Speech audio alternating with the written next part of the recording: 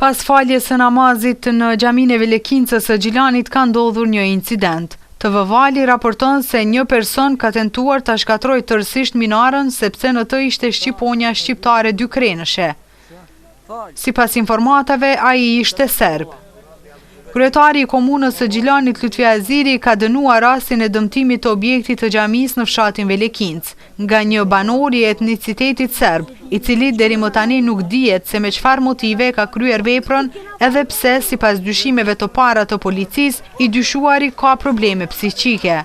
Kryetari Lutfi Aziri në komunikimin publik ka falenderuar Policinë e Kosovës të komunës së Gjilanit për aksionin e kryer me sukses në parandalimin dhe arrestimin e të dyshuarit, sikur që ka falenderuar edhe kryetarin e Bashkisë Islame Naim Aliu, imamin e xhamisë Remzi Halimi dhe banorët e Velekincës.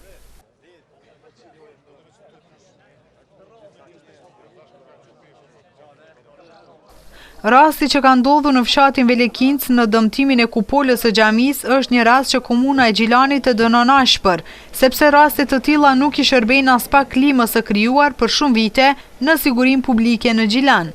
Me këtë rast falenderoj Policinë e Kosovës, të gjitha njësitë që kanë intervenuar në këtë rast, për profesionalizmin e treguar dhe për rikthimin e gjendjes nën kontroll dhe krijimin e sigurisë për qytetarët e këtij fshati, po ashtu për kushtimi dhe sjellja e lartë qytetare e civilizuese e kryetarit të Bashkisë Islame Naim Aliu, e imamit të xhamisë Remzi Halimi dhe e bashkëpunëtorëve të tjerë, por edhe e banorëve, është për t'u falenderuar në këto momente të vështira për fshatin dhe për Gjilanin në përgjithësi, ka thënë kryetari Haziri, duke apeluar për qetësi dhe gjaktësi nga të gjithë qytetarët e Gjilanit.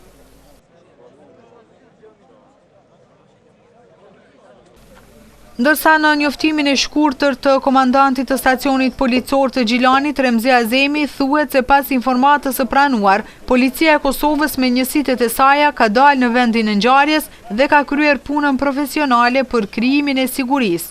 Është arrestuar një qytetar i dyshuar që është nga komuniteti serb, i cili sipas Azemit ka arritur që ta dëmtojë kupolën e xhamisë për motive ende të panjohura.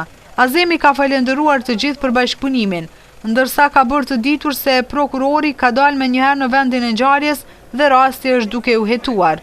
Ai ka falenderuar Policinë e Kosovës, të gjitha njësitë intervenuese e posaçërisht njësinë speciale të stacionit të Gjilanit për intervenimin profesional dhe arrestimin e të dyshuarit, i cili ka probleme psiqike.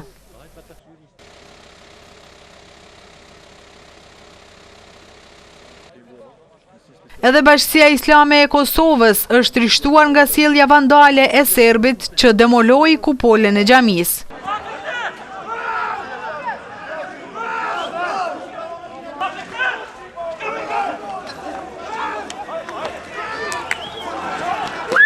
Një serb ka marrë guximin dhe ka demoluar kupolën e xhamisë në Velekincë të Gjilanit.